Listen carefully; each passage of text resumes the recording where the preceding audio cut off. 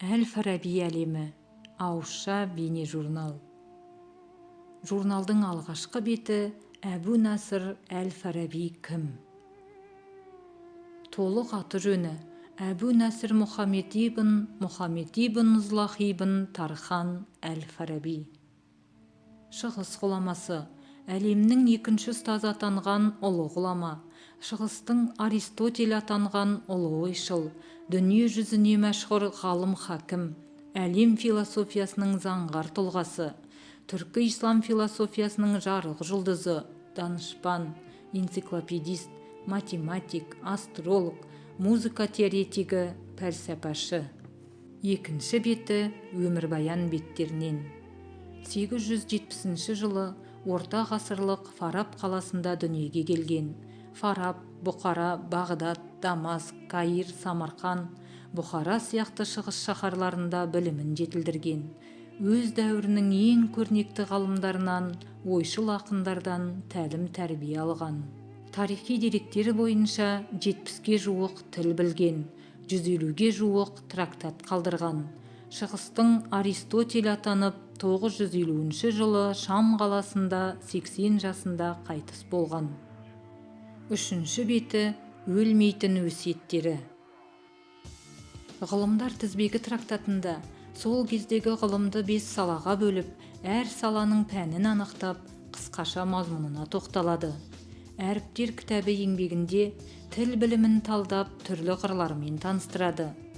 Логика бойынша кіріспе еңбегінде логиканы грамматикамен тығыз байланыстырған. Евклидтің 1 және 5 кітаптарының кіріспелеріндегі қиын тұстарына түсініктемелер еңбегінде математика ғылымдарын терең зерттеп, жете талдайды. Жұлдыздар туралы математикалық ғылым еңбегінде астрономияны, аспан денелерін, жерді, планеталарды, олардың қозғалысын зерттейді. Астрологиялық болжамдарда не дұрыс, не теріс еңбегінде жұлдыздардың қасиеттерін, астрология ғылымын астрономиядан бөліп қарайды.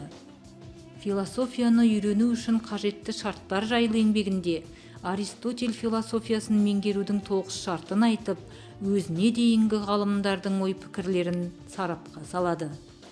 Музыканың ұлы кітабы еңбегінде музыка акустиканы қамтып, музыканың тәжірибелік және теориялық негіздерін жасайды. Музыка өнеріне кіріспе еңбегінде музыканы математикалық негізде жүйелеп, ғылымның бір бағыт ретінде қарастырған. Вакуум туралы еңбегінде физиканы зерттеп, сәуленің таралу, жиналу, сыну, тарау, шоғырлану сияқты заңдылықтарын дәлелдеген. Бақытқа жету жолында еңбегінде гуманитарлық білімді жете түсіндіре, адамды тәрбиелеу мен мемлекеттік өмірді құрудың қолданбалы мәселелерін қарастырған. Мемлекеттік қайраткерлердің нақыл сөздері еңбегінде адам мен қоғам арақатынасын, азаматтық, саяси, адам, қоғам жөніндегі ойларды, тәндік, рухани құбылыстарды салыстырады. 4-ші беті фарабитану.